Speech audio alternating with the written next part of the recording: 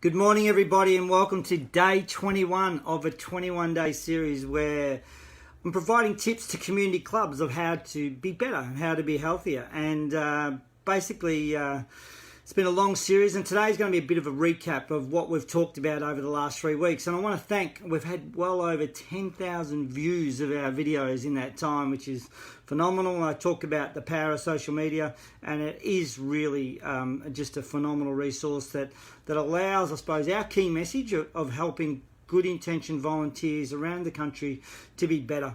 And I'm really proud of this little book here. It's we're just about to release, and it's titled How Ordinary People Create Extraordinary Clubs. And you heard me say many times there's a formula to running a successful club, and people, we find if we give them the roadmap, and we've had a terrific group of sessions this week. I think on Monday we were at South Mornington. Tuesday I met with George Cross again, which is a soccer club moving into a fantastic new facility, but they've got plenty of work to do. Great to meet with Eddie Gauci again. Last night our team went to Dalston down in South Gippsland. Terrific session.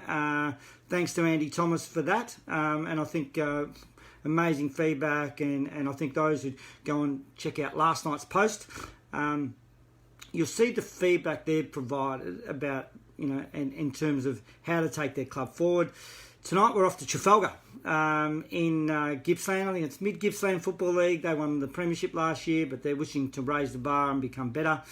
So the 21 days, look, it's been, we've covered a lot. We've talked about, the first part was all about who's teaching our volunteers. If you want to coach at a certain level, you need a minimum standard qualification of a level 1 coaching as an example. But if you want to run your community club, you don't need Zippo. You need nothing. You need zero. And that's the challenge. Some of these clubs are turning over 200, 300, 400, 500,000, and they're virtually running a small to medium-sized business, and they don't necessarily have the key skills to pull it all together.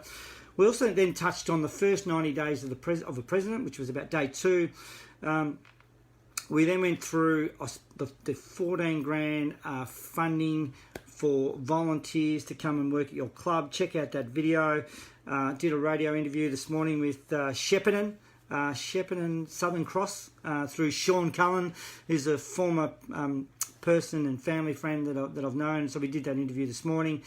Also, those SRV grants we talked about, and I think we had 80 odd clubs that have applied for these grants. So there will be another series of those come up. So if anyone has got some interest in learning about the funding of these grants to help you become a better club. We then went through, I think it was about day 6 or 7, the pilot programs and the results of the 500 odd clubs that we've worked with, and the emphasis and growth of volunteers and revenue and finances. We then set up the Calendly.com, which is where clubs,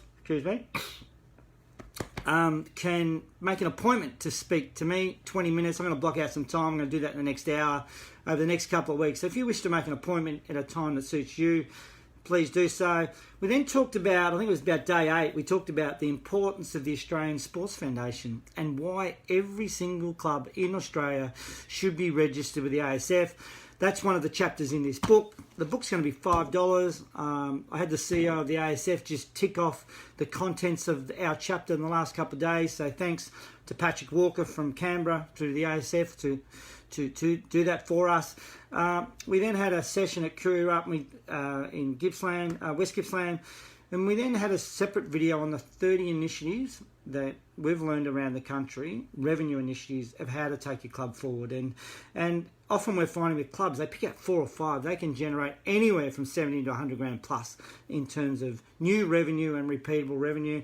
We then had a video, I think, about day 11 on finances, the importance of finances. I'm still flabbergasted at the number of clubs that don't have a budget. Like, I'm a bean counter by trade. It's a must, an absolute must. We did a series on memberships and how it's a missed opportunity for clubs, and it's really the heart and soul of clubs, and we do a lot of, if you go to our education as part of our package. We then actually did I think it was day 13, we did a discussion on the cost of TDS. Sorry, I've just had a phone call, so I've just had to cancel that, so I've just dropped off a little bit. The cost of TDS, which is what you get for the value. And look, we had a league representative last night, and at one, and the cost of of what we provide, which is really we think is highly affordable. We've basically got. We then touched on fundraising. Why I'm steering my clubs away from fundraising, more to other elements of revenue generation, because fundraising is hard, and it's typically taking money from the same well. We then talked about the book. We then talked about our visit to George Cross Soccer Club. We then talked about the grants and how we have resources and people can write grants for you, and you literally just need to say yes. And there's a fee based on success, no fee based on no success, and it's a no-brainer for many of my clubs. But then last few nights we've done some visits, and we showed you some feedback from a club in South Mornington. We also posted a video of Dalston last night. So that's sort of the series. There's a lot to running a club, and we find we're giving our volunteers really good, positive energy. Really hope I got a great message from the president of Dalston last night, who just said, "Look, he's already had some people ring him this morning about some ideas and some initiatives that we discussed last night, which is what we are all about." There was a formula running a club. We reshaped the current model.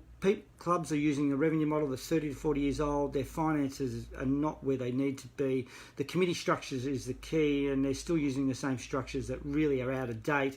And how to get more volunteers and potentially fully funded by a third party, being a government agency. So we're thrilled to continue to do this. Look, we've had, as I said, we've had over 10,000 people watch these videos in the last 20 days.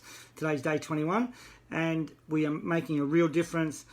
Please feel free to share this video with anyone you believe is trying to help their community club, and this will make a real difference to your club. So thanks for listening. It's about 7 minutes, this one. We'll continue to post a lot of content because we get a lot of inquiries, and we'll continue to provide that back to you all. So take care, have a great day, and chat soon.